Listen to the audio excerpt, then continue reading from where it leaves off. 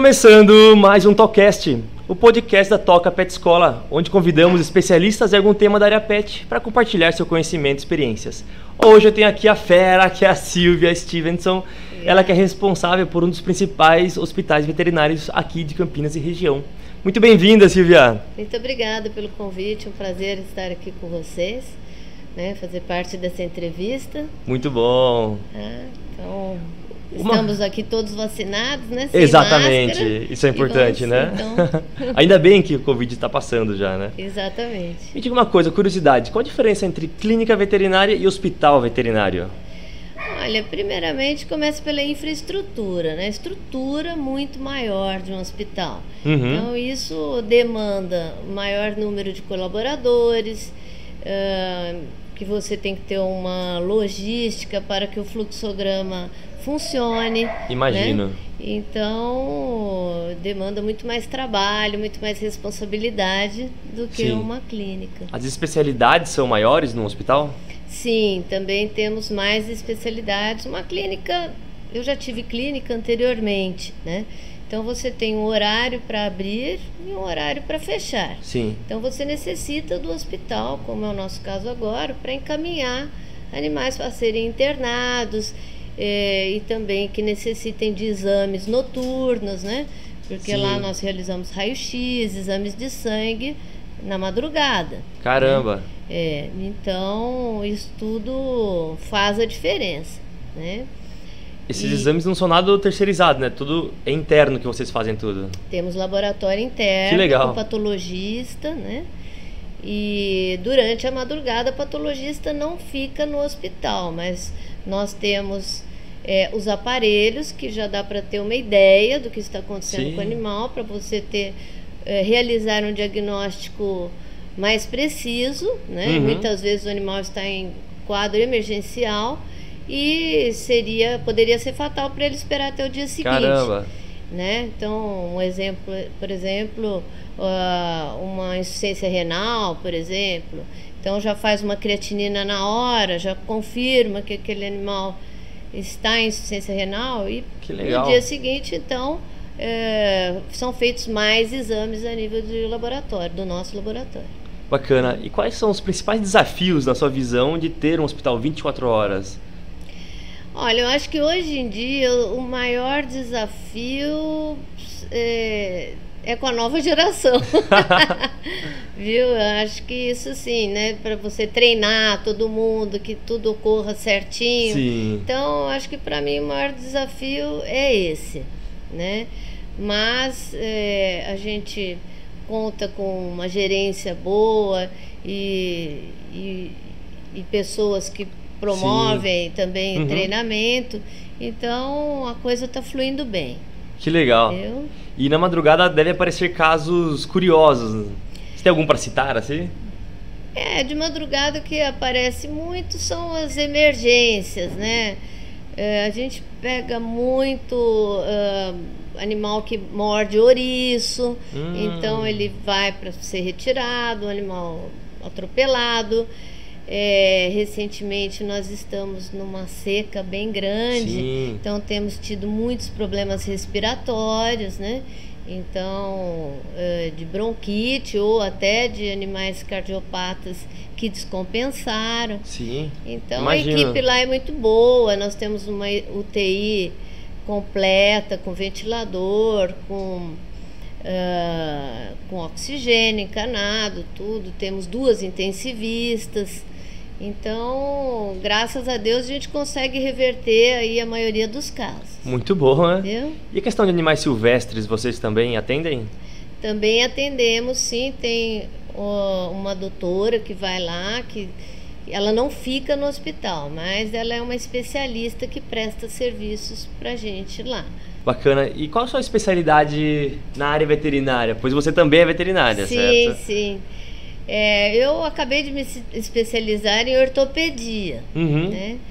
Porque na época que eu me formei não existiam os especialistas, né? Sim. E aí hoje em dia a veterinária está muito similar à medicina humana. Caramba! Então eu quis me especializar, sempre gostei muito da ortopedia e terminei agora o curso. E estou muito satisfeita, já tenho feito várias cirurgias, né, como luxação de patela, ligamento cruzado, luxação coxo-femoral. Que legal. E fraturas, dentre outras. E você ainda então continua colocando a mão na massa ali? Sim, eu opero bastante no hospital. Eu opero em torno de 70%. Caramba, que legal. É. Legal que você não saiu do controle, né? Embora tenha uma estrutura grande, ainda está ali. No foco. Eu estou diariamente lá, pela manhã eu opero e à tarde atendo. Então, eu também administro, né? Sim. Embora tenha uma gerente, uma supervisora, né? Sim. Mas eu sempre estou ali na área, né? Essa parte de administrar a clínica, eu acho bastante curioso da evolução de sua empresa aqui em Campinas. Então, você sempre comandou sua clínica como se fosse uma empresa mesmo, correto? Sim. A parte do atendimento, mas em si, acredito que você sempre teve uma visão de transformar aquilo numa empresa. Então, consultório... Sim. Eu sempre tive ideias bem arrojadas, assim. Logo quando lançaram, eu já tinha o raio-x anterior, que era o manual, né? Quando poucas clínicas tinham, eram mais os centros de diagnóstico que tinham. E aí quando apareceu o raio-x digital, que ainda era o CR, né, que tinha que passar numa máquina para poder revelar, né, eu fui a primeira clínica ainda, veterinária em Campinas, a ter um raio-x. Que legal. Antes de muitos laboratórios, inclusive, de imagem. Aí hoje já temos o CR, que é mais moderno, né? Uhum. Então, no momento que você radiografa, imediatamente já sai no computador, né? Muito legal, né? Então uma evolução, e a qualidade da imagem também é muito melhor, né? E isso ajuda muito no diagnóstico? Ser mais preciso? Muito. Torna o atendimento mais rápido, né? Porque hoje em dia as pessoas têm muita pressa, né? Sim, com certeza. Não gostam de ficar esperando tudo. Então, tudo que agiliza, tudo é muito importante, né? E facilita na hora da operação também? Da fazer cirurgia, um raio-x mais claro, mais preciso? Sim, com certeza. Com certeza, ele é um passo antes da tomografia, né? O CR. Sim. Ele, né? A resolução dele é excelente, né? Então a gente tem que acompanhar o desenvolvimento do mercado, né? Com certeza. E foi isso que eu fiz durante a minha vida, né? Não fiquei parada, né? Uhum. Como eu falei na época que eu formei, não existia nem laboratório veterinário, era Sim. só laboratório humano. Então a gente colhia o sangue e mandava para os laboratórios humanos. Então hoje em dia tudo evoluiu e eu evoluí junto, e meu sonho era abrir um hospital, né, veterinário. Muito legal. Eu acho que em homenagem ao meu avô até, porque meu avô foi dono do Hospital Stevenson, que é o atual Vera Cruz, que era em 1948, e era humano, né? Sim. E então eu sempre tive o sonho de abrir o hospital e graças a Deus consegui realizar. Show! E a tecnologia é aliada então nessa evolução do tratamento dos pets, né? Sim. Você acredita que a tecnologia da medicina veterinária está sempre colada com a medicina humana? Com certeza, com certeza. A veterinária sempre se espelha na medicina humana, né? Ainda temos que evoluir muito, né? A humana está bem à frente, mas eu acho que nesses últimos 30 anos, a veterinária cavalgou, evoluiu muito, muito mesmo. Sim. E isso é muito bom para os animais, porque eu, por exemplo, que amo muito os animais, adoro o que eu faço, sinto muito prazer em ver aquele animal recuperado, né, em retirar aquilo que está prejudicando ele no ato cirúrgico, né? Então a qualidade da veterinária melhorou muito, né? Imagina. Então isso é muito satisfatório para a gente, muito gratificante. Entendeu? Animais de grande porte, vocês atendem também? De grande porte, não atendemos. Atendemos também, temos lá uma ala especial para gatos, com especialidade para felinos, né? Então são 2 salas, uma procedemos só vacinas para felinos. Que legal. E outra só patologias. Então procuramos não colocar animais enfermos na sala, gatos no caso enfermos, na sala de gatos que serão vacinados. Ah, entendi. E essas salas são todas preparadas, né, de uma maneira que o gato não se assuste. Então elas são muito diferentes das salas de cães. A mesa não é de aço inox, ela é uma mesa impermeável de madeira, que tem um playground para ele descer, que ele desce no chão, ele anda por toda a sala. Que legal. A cor é pastel. É aquela questão cat friendly, né? Cat friendly. Nós estamos ligados ao cat friendly, inclusive, né? Muito bom. E é uma tendência, né, as clínicas terem certificado de cat friendly.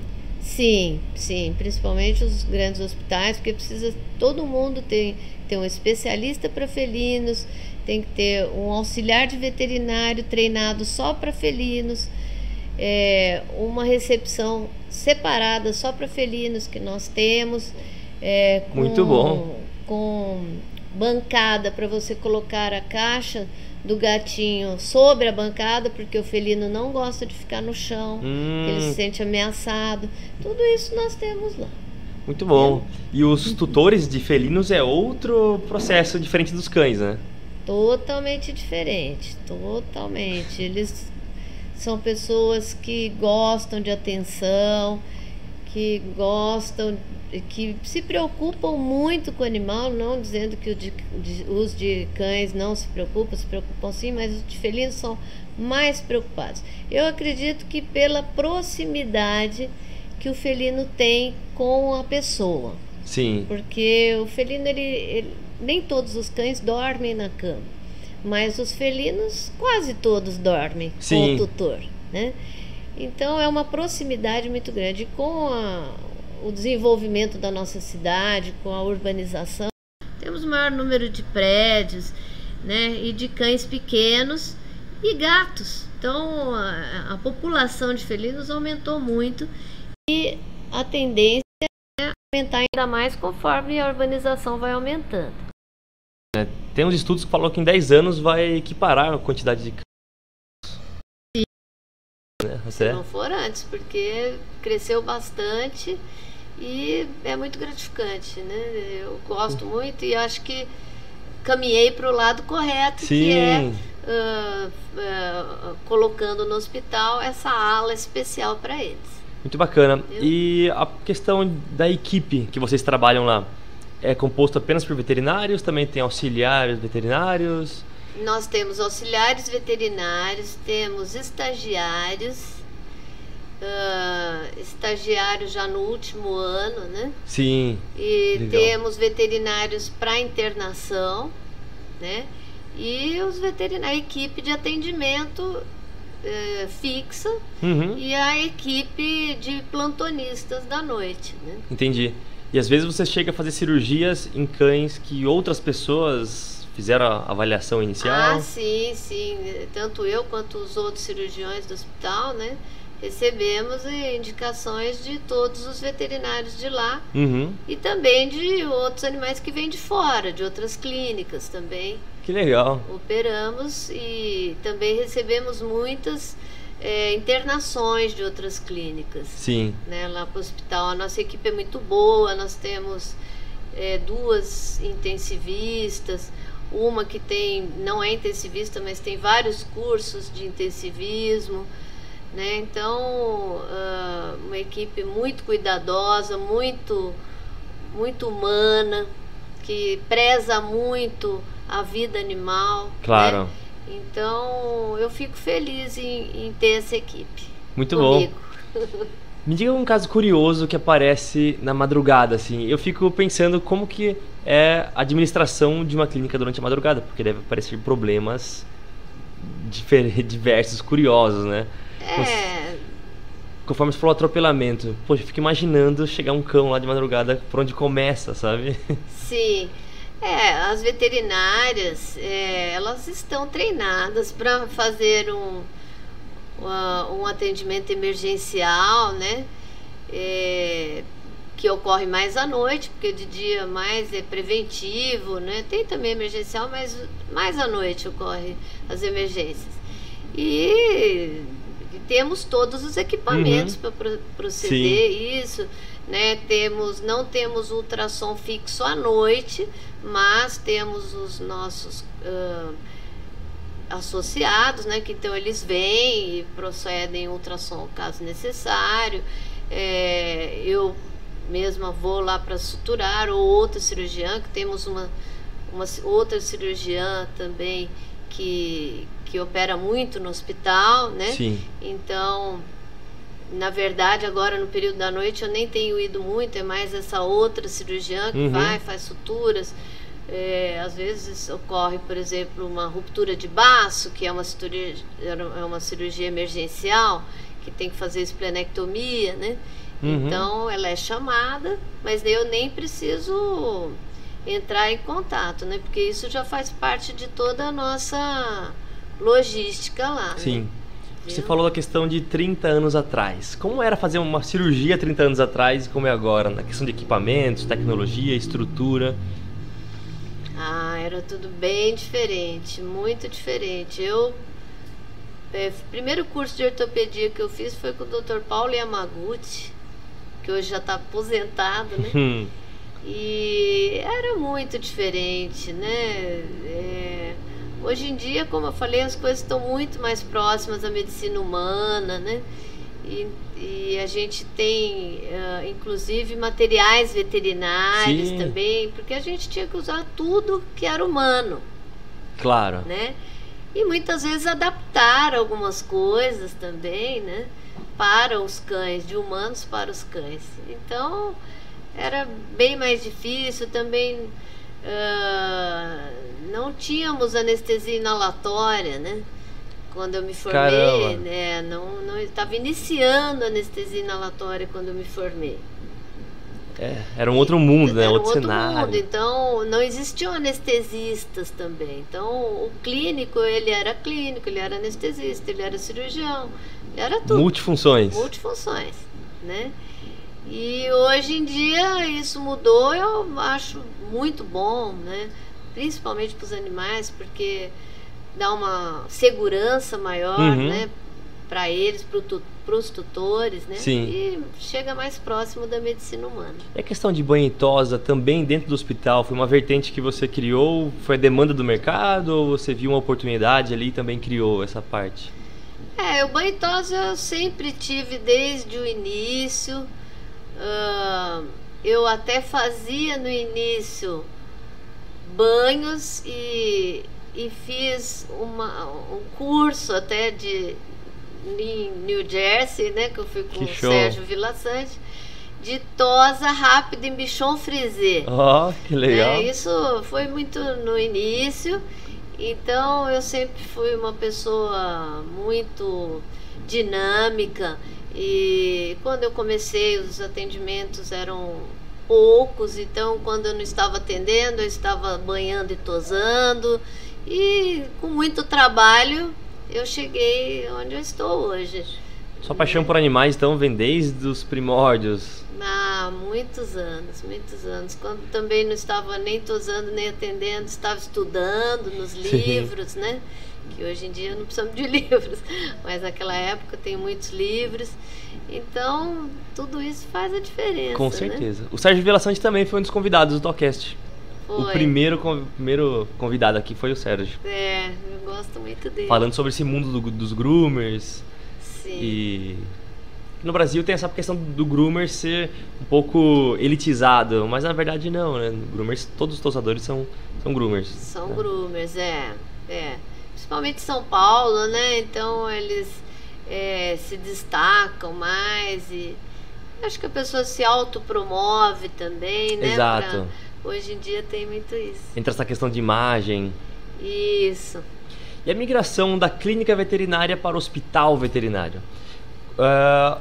além da estrutura, tem todo o desafio da equipe também, né? É uma cadeia. O imóvel foi sendo preparado já para isso ou a própria clínica foi sendo expandida? Como foi esse processo? Não, o imóvel foi todo preparado, era um terreno que era um estacionamento e eu fiz um curso em São Paulo com o Gioso e a equipe dele e comprei o projeto da arquiteta Suelena, que é da equipe dele, que ela é de Belo Horizonte. E através de conversas entre mim e ela, chegamos ao projeto final, com muitas modificações aqui e ali, o qual eu fiquei muito satisfeita, porque nós temos lá tudo muito separadinho, inclusive na parte superior eu fiz uma sala de palestras para 40 pessoas. Que bacana! E tenho também uma sala de aula prática, tudo no piso superior. Um banheiro masculino e feminino e uma copa e área para coffee break. Então nós já temos tido lá cursos de anestesia e cursos de cirurgia. Que legal! Tá? Agora com a pandemia a coisa ficou um pouco parada por conta, né, de risco, né, de contaminação, então tivemos que prorrogar muitas datas, né, da parte física, né, das palestras físicas, mas já estamos voltando aí com tudo. Nessa parte do projeto do hospital, eu também tenho curiosidade para saber até questões logísticas, né? Desde do fluxo de pessoas, fluxo dos animais. Então, nós obedecemos todo o fluxograma exigido pela vigilância sanitária. Tanto que o projeto foi todo aprovado pela prefeitura e pela vigilância antes da construção. Que legal. Né? Então, nós temos um bloco cirúrgico, que é como se fosse um bloco cirúrgico humano. Sim. Né? Que você entra numa parte de vestiário, numa outra porta o animal para tricotomia e numa outra porta entra o anestesista. Que legal. Ali todos se encontram então no centro cirúrgico. Todo o material dali ele vai para uma sala chamada expurgo, né? E de onde tem uma janela que saem porque lá nós usamos kits TNT descartáveis. Sim. E também temos veterinários. E aí nós temos então essa janela que sai direto para a lavanderia e uma outra janela que sai para a sala de esterilização, né? E temos ali 3 autoclaves. É, né? Bem complexo, né? Bem complexo. Então tudo com data, com planejamento, tudo conforme a vigilância sanitária nos determinou. E então, não é simples ter tudo isso organizado, né? Não. Precisa ter treinamento, nós fazemos treinamentos, nós temos lavadora ultrassônica de material cirúrgico. Que legal. E então todo o pessoal ele é treinado e para que tudo funcione bem. Sim. Né? E assim como no humano, tem cirurgias de emergência, onde passa a primeira análise e já tem que seguir para o centro cirúrgico. Exato. Ali temos uma, por exemplo, às vezes tem tutores que não querem internar. E faz como? Interno de hipótese nenhuma. Então ele fica nessa sala de fluido. Entende? Alguns gostam até de pernoitar ali. Caramba! Né? Porque tem gente que não gosta de deixar o animal sozinho. Exatamente. Então, não tem problema. Ele pode o centro cirúrgico de cães e gatos é o mesmo espaço. Não precisa ter separação para o centro cirúrgico. É o mesmo espaço, mas nós possuímos 2 centros cirúrgicos. Um para cirurgias assépticas e outras sépticas. Então vamos supor, qual que é a diferença para todo mundo ficar na mesma linha? A diferença seria não contaminadas e contaminadas. O que seriam contaminadas? Um tratamento periodontal. Entendi. A vulga limpeza de tártaro. Sim. Né? Então é feita no centro cirúrgico contaminado. Uma cirurgia de uma piometra, né? Que o animal já está em sepse quando ele tem piometra. Então, vai para a parte contaminada. uma castração de um filhotinho de 4, 5 meses para a área asséptica. Entendi. Né? Então, totalmente sem contaminação. Uhum. Então, isso eu achei muito interessante, que eu e a sua Helena formulamos, né? Porque eu sentia muita falta de ter essa separação de centro cirúrgico na clínica anterior. Porque, às vezes, por exemplo, eu tinha uma castração, em seguida um tratamento periodontal e depois uma outra castração. Imagina. Então, você usava a mesma mesa, entende? Para Uhum. fazer tudo isso. Claro que ela era toda limpa, com amônia quaternária e tudo mais. Mas não é como hoje, né? Sim, você, com certeza. na verdade, larga aquele centro cirúrgico, né, onde estão as coisas contaminadas, Uhum. e vai para o outro totalmente estéril, te esperando ali. Sim. Né? E tem a questão do gerenciamento dos resíduos também, né? Que é complexo, não é tão simples. Tem diversos tipos de resíduos, né? Temos. A gente tem uma empresa, né, que capta, né, esses resíduos lá. E aí a gente tem também bombonas, né, próprias para descartar, né, produtos controlados, não Uhum. controlados. Sim. Tudo isso é feito de maneira Algum correta. tipo de convênio médico? Vocês têm convênio médico interno? Vocês atendem convênios Não, no nós PETs? não atendemos convênios médicos. Já pensou em criar um próprio? Já até pensei, porque os clientes me pedem muito. Sim, imagino. Viu? Mas, por enquanto, não levei Exatamente. essa ideia adiante. É um projeto, um plano de negócio totalmente diferente, né? Pra Sim. atender, criar um convênio médico, não é tão simples. Sim. O que eu tenho é porque eu tenho minhas contas no Itaú, então o Uhum. Itaú ele me colocou lá como um convênio, Sim, sabe? Então eu atendo às vezes algumas pessoas que vêm por intermédio, Uhum. né? Do Sim. Itaú e o Itaú então cobre integralmente a nossa consulta. entendi. Anteriormente a passagem Uhum. do tutor e do cliente Claro. para consulta. E falando de consultas, tem alguns consultórios diferentes? Nós temos 3 consultórios para cães. Da outra ala que não tem ligação, né? 2 para gatos. Uma internação só para gatos, totalmente separada de cães. Temos a internação só para cães. Temos uma UTI. Na UTI não é separado. Sim. Mas a gente procura colocar os gatos de UTI na própria internação de gatos para não ficarem próximos, Uhum. né, dos cães. Temos também uma sala de pronto atendimento, então as meninas, as recepcionistas são treinadas para quando chega aquele animal passando mal, que foi atropelado, ou um outro que está muito quieto, muito pálido, que pode ter uma hemorragia interna, para que encaminhe direto para essa sala Sim. de pronto atendimento, onde ali temos uma campainha que ela toca e nós todos do hospital corremos até essa sala de pronto atendimento, deixamos a nossa consulta para dar assistência a esse animal, né? E nessa sala ela tem uma mesa com uma grelha, com um chuveirinho aquecido, porque às vezes o animal está Muito bom, né? ensanguentado, então tudo, tem oxigênio, tem tudo para primeiros socorros ali.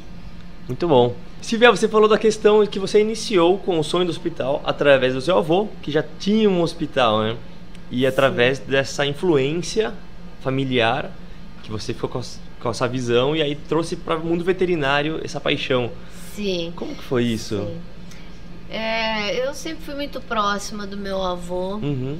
E ele era um médico oftalmologista, mas um apaixonado pelos animais. Você imagina.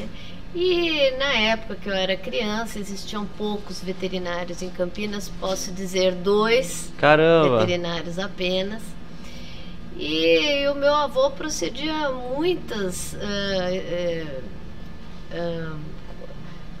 realizava muitos procedimentos com os animais, como retirada de bernes, né? e até pequenas suturas com anestesia Sim. local, né? Forma mais E rústica, né? Sim, Imagino. rústico, porque não existia um pouco. Então aquilo me encantava, né? E eu sempre fui muito apaixonada por animais de todos os tipos. Tive desde cães, pintinho que se tornou galinha, Normal. depois tive girino que se transformou em sapo e tinha nome. Ó, que legal. Subia no meu quarto. Tive codornas, passarinhos de todos os tipos, porquinhos da Índia. Então, uma apaixonada. Sim, imagina. Sempre por animais, muito apaixonada, né? E quis então seguir com esse meu sonho, fazendo a faculdade de veterinária. Muito então, bom. fui estudar, né? E graças a Deus comecei a trabalhar logo que me formei, né? Me formei em 1989 e já iniciei a trabalhar em uma clínica aqui em Campinas. Sim. E fiquei 6 anos trabalhando nessa clínica e a confiança foi adquirida pelo proprietário, Sim. né? Ele inclusive viajava para o exterior por 3 meses e me deixava tomando conta Que da legal. clínica, né? Então acho que tudo isso foi muito importante também para o meu crescimento. E aí depois eu resolvi montar uma clínica pequena, né? Com um capital de $1.000, né? Que eu tinha guardado Sim. na época. E a família ajudou a pintar e tudo, e eu montei essa clínica, Que bacana. que era uma casa alugada, com uma grade na frente. E ali eu procedia minhas consultas, minhas cirurgias, banho e tosa, né? Que legal. Tinha só uma recepcionista, né? Uhum. Que atendia o telefone. E depois ela fez curso de banho, e então ela também dava alguns banhos, e éramos só nós duas. Multifunções. Multifunções. E aí, depois eu fui ampliando, retirei a grade dessa casa e fiz o estacionamento. Legal. E aí, depois disso, eu resolvi ir para uma casa maior, então apareceu essa casa na quadra de baixo, e que então eu já fiz um pet, né, com rações, com coleiras, com banho e tosa maior. Isso era que ano? Anos 90? Isso foi anos 97, mais ou menos, que eu mudei. Eu iniciei em 94 com Então, a minha já clínica. tinha um pet shop lá atrás, então. Já. Daí, em 96, eu fiquei 2 anos nessa casa. E depois eu mudei para maior em 96, 97, mais ou menos. Muito bom. E aí, já com uma infraestrutura bem maior. Então, a gente tinha uma loja de rações grandes, né? Porque na época não existia as grandes Sim, exatamente. lojas que vieram de São Paulo para cá, né? Uhum. Então a gente tinha também não só a parte clínica, como a parte de pet bem forte, né? Hoje em dia a gente foca mais realmente na parte médica, né? A Sim. parte do hospital. Então isso tudo foi se modificando conforme a modernidade, conforme, né, O mercado, as os tendências. grandes vieram vindo com as suas áreas bem desenvolvidas, né, como no caso da área pet, Sim. né, e a gente então foi se modificando mais para nossa área real, que é o hospital veterinário, né? Muito bacana. Tá? Você falou das especialidades. Você me comentou que no início o veterinário era como se fosse um clínico geral, né? E você se especializou em ortopedia. Tem alguma outra especialidade que você goste bastante? Olha, eu sempre gostei muito de dermatologia. Que legal, curioso. Mas acho que não fiz a pós-graduação porque realmente por falta de tempo. Sim. Né? Porque eu administro, eu opero, eu atendo e é difícil. Essa pós-graduação que eu fiz de ortopedia, Uhum. E também, assim, eu precisei me voltar bastante, me esforçar muito, né? Pra poder ir, porque foi em São Paulo, então um final de semana por mês, né? Sim. Então, bastante esforço, mas é muito compensador, porque eu gosto muito, né? Sim, Então, quando imagino. você gosta de uma coisa, a coisa flui bem. Imagina sua né? paixão por, Sim, por isso aí. sim. A questão da ortopedia, eu até conheço um pouco, visão leigo, porque já fiz algumas cirurgias ortopédicas. Ah, Eu tenho algumas placas e pinos pelo corpo. Puxa. E a relação da ortopedia humana para a de cães, elas têm uma relação próxima? Tem uma relação bem próxima, então eu faço parte de um grupo de ortopedistas humanos no WhatsApp. Que legal. Então, eles estão mais evoluídos, nós nos espelhamos neles. Sim, que legal. Né? Mas agimos bem em conjunto, com bastante sinergismo, viu? Uhum. A veterinária, como eu falei, evoluiu bastante. E tem alguma raça específica que você goste mais de operar do que outras? Não, existem raças que dão mais problemas, né? Que são os condrodistróficos, né? Então, bulldog... E o que seria isso? Seriam os braquicefálicos, Ah, entendi. né? Bacana. Então, bulldog, shih tzu, né? Os Então, pugs. os pugs, eles são mais problemáticos, né? A coluninha deles tem muita hemivértebra, tem muito problema. E cães grandes? E também de parte respiratória, né? Eles têm muito problema. Cães grandes é mais fácil fazer uma cirurgia ortopédica? Como um Rottweiler, por exemplo? Não, assim, eu particularmente acho mais fácil os menores. É mesmo? Né? Sim, porque ortopedia demanda força, demanda jeito, né? Mas faço cães grandes também. Mas o tempo de cirurgia é mais extenso para os cães maiores. Sim. Os cães menores é bem mais rápido, são mais delicados os ossos, né? Eu pergunto pelo tamanho do osso, para conseguir parafusar um pino numa placa de um pincher, por exemplo, deve ser meio complexo, pois é muito pequeno. Sim, a gente usa placas de titânio, né? Bem pequenas, bloqueadas, de 1,5, placas bem pequenas mesmo, bem delicadas. Mas é muito gratificante depois ver o resultado. Imagina. E tem fisioterapia também para os cães? Tem, a ortopedia caminha em conjunto com a fisioterapia. Que legal. A maioria dos animais operados a gente encaminha para fisioterapeuta. Nós temos uma fisioterapeuta que atende lá no hospital, né? E temos outras especialidades também, né? Como eu falei, temos 2 intensivistas, temos endócrino, neuro, que mais? Lá, dermatologista. Sim.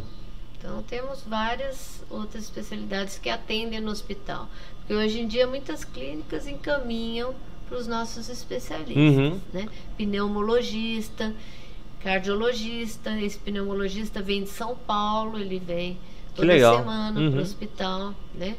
E eu acho muito interessante, porque como eu falei, agora temos tido muito problema de bronquite por conta do tempo muito seco.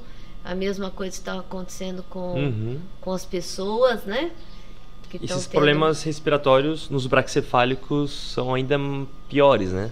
São ainda piores porque a própria anatomia deles já não ajuda, né? Sim. Porque eles têm muito prolongamento de palato mole, eles têm inversões de sacos aéreos, eles podem ter granulomas de laringe por atrito do ar na dificuldade respiratória. Podem ter colapso de traqueia, que é a diminuição da luz traqueal. Enfim, recentemente foi até um caso interessante, uma cirurgia de um bulldog que, pela dificuldade respiratória, ele ainda jovem, que ele tem apenas 4 anos, ele formou granulomas que parecem nódulos na laringe, que dificultavam ainda mais a respiração dele. Caramba.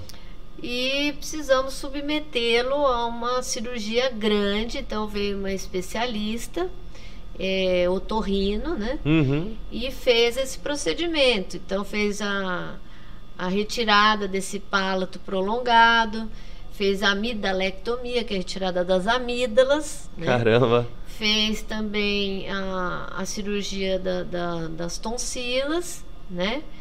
E retirada dos granulomas da laringe. Caramba, bastante coisa, não? Bastante coisa. Imagine que isso edemaciou, inchou muito no pós-operatório.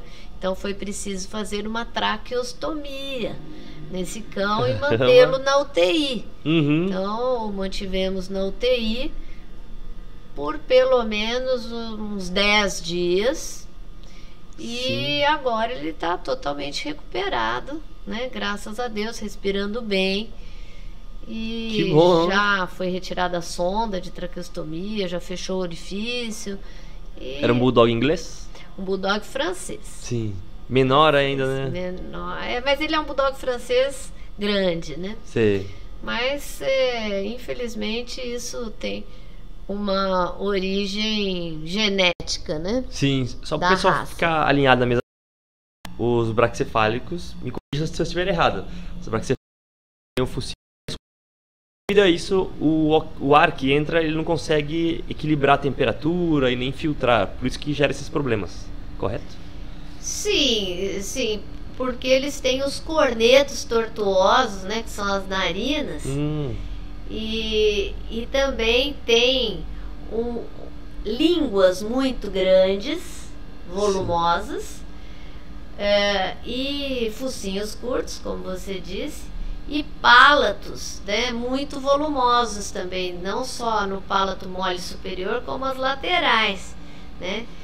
E a entrada da laringe ali, da traqueia, é muito diminuta para o tamanho da cabeça dele. Caramba! Entende? Então o esforço diário que esse animal faz, ao longo dos anos, vai ocasionando todos esses distúrbios, né, que vai puxando imagino. O palato para dentro da laringe, né, invertendo, né, ali os sacos laríngeos, formando granulomas, né? Então quanto mais tempo vai passando, mais problemas vão aparecendo nesse animal. Por isso que os braquicefálicos mais velhos têm mais problema respiratório. Imagino. E geralmente acabam se tornando também cardíacos por esforço. Caramba! Respiratório. Sim, acabam tendo uma cardiomegalia e tudo mais. Acabam roncando também, né, quando dormem. Eles roncam por causa do palato, né, mole, que quando ele relaxa, já prolongado, ele deita sobre a base da língua, né? Então, quando ele respira, o ar passa e vibra. Aí depois não, depois vibra, depois não. Esse é o ronco. Entendi. E quando é feita a cirurgia, como nós fizemos nesse animal, e tudo isso não existe mais. Então ele respira normalmente, ele não ronca mais para dormir. E aí evita problemas cardíacos. É muito gratificante ver isso, né? Todo um esforço, muito trabalhoso, né? Mas compensatório no final. Muito bom. Esses dias tinha uma cliente aqui que veio trazer para consulta um bulldog francês também, que devido aos pulos, né, que o cachorro é muito forte, ele pula demais e aí deu problema na coluna. É comum isso entre essas raças? É comum, é comum. Temos muitas hérnias de disco, principalmente cervicais, em bulldogs. Como eu falei, eles já nascem com essas hemivértebras, que são vértebras menores em forma de trapézio. Caramba! Que as outras, né? Então, eles são grandes candidatos a cirurgias de coluna, né? Então nós operamos bastante lá no hospital. Eu não faço essa parte de neurologia de coluna, mas temos ortopedistas já sócios lá do hospital que fazem, né? Sim. E então é uma raça que dá muito problema, realmente. Imagino. E questão de acupuntura, consegue resolver algo? paliativo nesses casos? Sim. Nós só encaminhamos para procedimento cirúrgico em último caso. É igual a medicina humana. Tudo é tentado antes com tratamento clínico, com fisioterapia, com acupuntura, com alopatia, com homeopatia, né? E podendo... Eu, por exemplo, tenho uma hérnia de disco lombo-sacra, né? Nunca operei. Então, a mesma coisa a gente faz com o animal. A gente trata, e muitos animais a gente já tem ali no prontuário que ele tem uma hérnia de disco entre a vértebra tal e tal. Sim. E vamos proceder no tratamento conservador. Sim, né? Com certeza. Mas no momento que esse animal não responde mais ao tratamento conservador, então aí temos que partir para a cirurgia. Se ele está tendo muita dor, ele tem que tomar muita medicação, isso vai afetar outros órgãos dele, então partimos para uma tomografia antes ou uma ressonância e depois a cirurgia. Eu imagino até a cena do procedimento acontecendo assim. Uma curiosidade que eu tenho, até das cirurgias ortopédicas que eu fiz, já que você é ortopedista, tem umas placas tamanho padrão, né? Então tem diversos tipos de placas e pinos lá. Como que você faz a relação pro tipo de cirurgia que vai ter que fazer?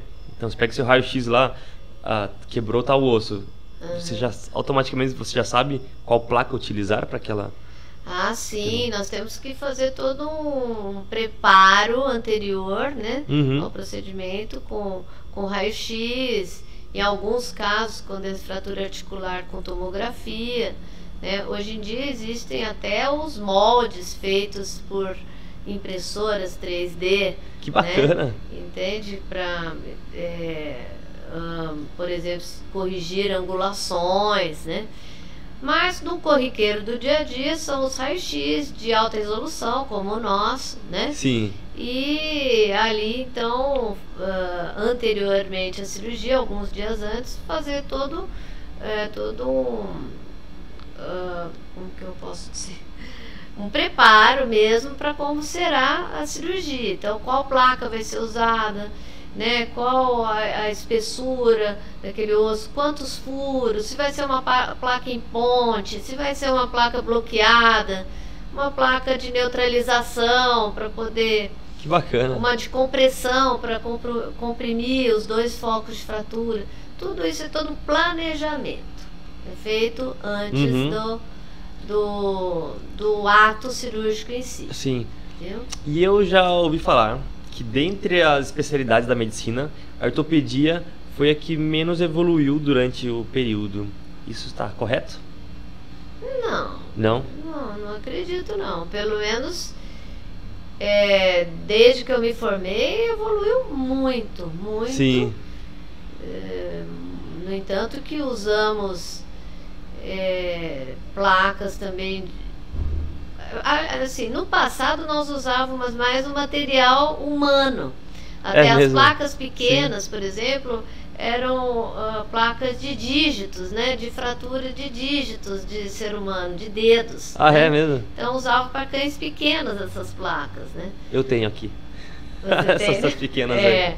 Então, hoje em dia não. Hoje em dia a veterinária evoluiu muito. Então, temos várias empresas que formulam, que inclusive discutem sobre a necessidade nossa, que fabricam peças que nós às vezes precisamos que não existem.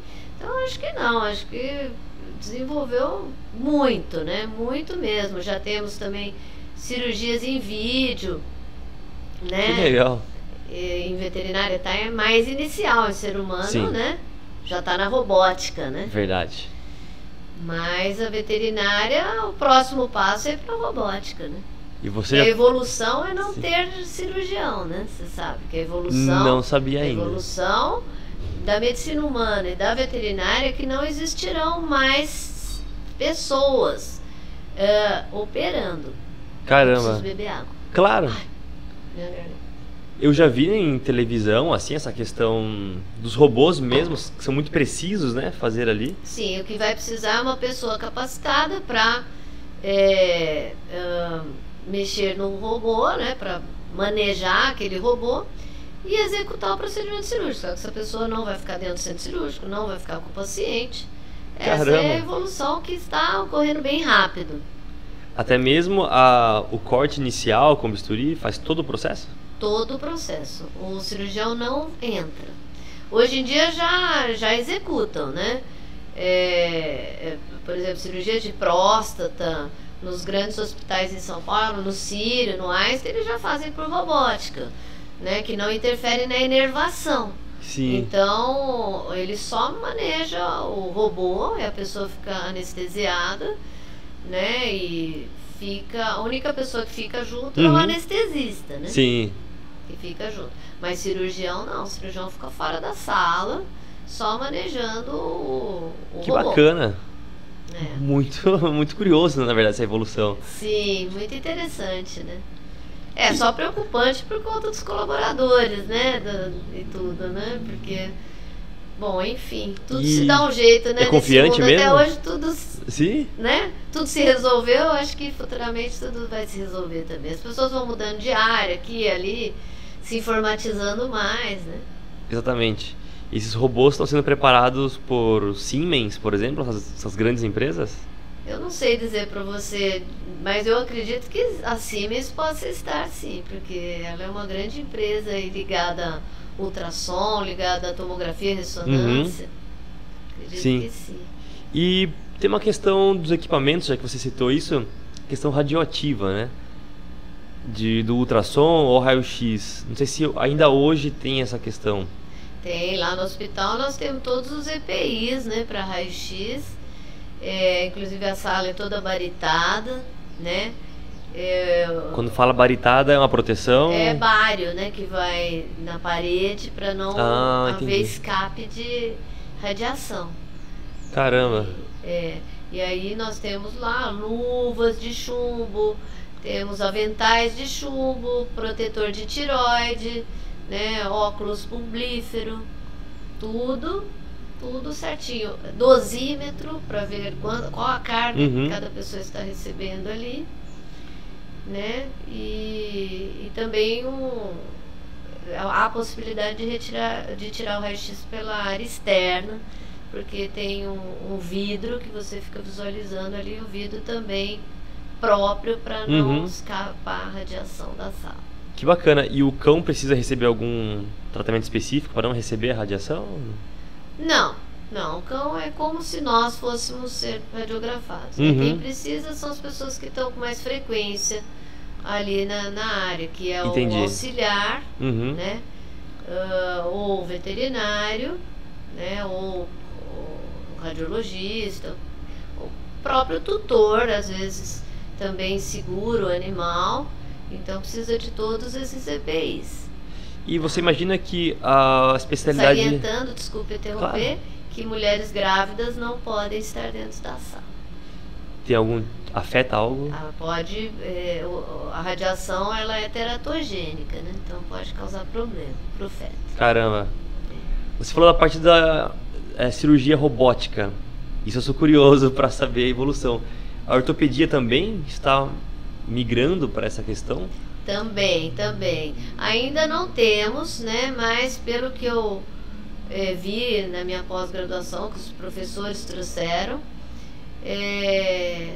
sim, também está indo para a parte onde o robô ele vai medir o osso, o comprimento, a largura, ele vai dizer qual a placa que tem que ser colocada, qual a profundidade que esse parafuso tem que ir. Que legal. Entende? E ele vai executar tudo. Né? Caramba. Porque ele tem já nos braços as parafusadeiras e tudo mais. E a pessoa só vai comandar de uma outra sala. Às vezes o osso fragmenta também. Então não é tão... Eu imagino que não seja tão simples, né? Nós temos placas em ponte, né, para ossos que se fragmentam. Temos fixadores externos, isso não falando em robótica, falando em cirurgia ortopédica mesmo. Temos fixadores externos híbridos, né, que são aqueles vulgos, né, gaiolas, né? Sei. Então, que permitem daí uma certa maleabilidade do foco de fratura. Sim. No caso de fraturas cominutivas, né, que são de vários fragmentos, como você citou. Tem algumas raças que têm tendência a ter a displasia coxofemoral, como o pastor alemão. Sim. Temos raças grandes, como pastor, como Rottweiler, São Bernardo, Dog alemão. E hoje em dia, como temos uma urbanização e mais raças pequenas e mais gatos, temos pego muita genética também de displasia ligada aos pequenos. Caramba. Como Yorkshire, como Shih Tzu, como Pug. Caramba. E o gato Maine Coon. Sim. Então fazemos também as cirurgias lá.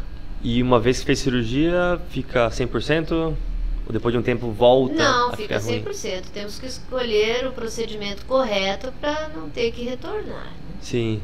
Isso é muito interessante. Sim. Bacana essa evolução total. Sim, antigamente era mais, se falava em displasia, já lembrava de pastor alemão. Exatamente. Mas hoje em dia nós ampliamos o leque e vimos que os cães pequenos também são muito afetados. E às vezes, infelizmente, alguns colegas acabam não chegando ao diagnóstico por não pensar que essa patologia pudesse ocorrer em cães de pequeno porte. Bacana. Entendeu? Tem alguma raça que você particularmente gosta, assim, você fala, puxa, essa raça eu adoro? Eu adoro porque é minha predileta, minha maltês. Ah, é? Então... Você é suspeita a falar de maltês, eu sou suspeita, né? Eu gosto muito do maltês. E, aliás, a minha já teve luxação da cabeça do fêmur. Ela nasceu com um grau de displasia leve, mas em brincadeira com as outras, que eu tenho mais 3 pequenininhas, ela acabou luxando a cabeça do fêmur. E aí eu operei e ela ficou bem. E agora recentemente ela operou, ela luxou o outro lado e eu precisei operar o outro lado. E como é você operar seu próprio cão? Olha, a primeira vez eu fiz sozinha. Mas como eu fiz uma cirurgia chamada colocefalectomia, que você tem que fazer com osteoto uma retirada da cabeça do fêmur, ela é um pouco drástica para o seu próprio animal. Então eu não me senti bem. Por isso que eu perguntei. Então essa outra eu fiz com uma colega ortopedista, que na hora de fazer o corte, ela fez para mim, o restante eu já fiz tudo, porque embora esteja toda com o campo cirúrgico, eu tenho o lado afetivo, né? Sim. Então... deve ser difícil separar nessa hora, né? É difícil. né? Eu fiz a primeira, deu tudo certo, graças a Deus foi tudo bem. Mas eu não me senti confortável. Imagino. Viu? Então eu preferi essa segunda vez uma colega me auxiliando. Show, muito bom. Tá? Muito bom mesmo. Então, acho que é isso. Silvia, foi um prazer ter você aqui com a gente. Muito bom de verdade. Aprendi bastante com a nossa entrevista. Obrigada. Eu que agradeço, viu, pelo convite. Também convido vocês a conhecerem o hospital, né? A gente está de portas abertas. Eu irei lá te visitar, hein? Isso. Muito e bom. É isso. Vamos acompanhando a modernidade cada vez mais, né, modernizando e revolucionando. Sim. Pude ter, eu particularmente pude ter uma visão mais complexa desse mundo de um hospital veterinário, a diferença entre clínica e hospital, toda a vivência aí do dia a dia. Muito bacana. Que bom que você gostou. Também Show. Gostei muito. Obrigada. Excelente. Obrigado. Tchau, Até o próximo Talkcast.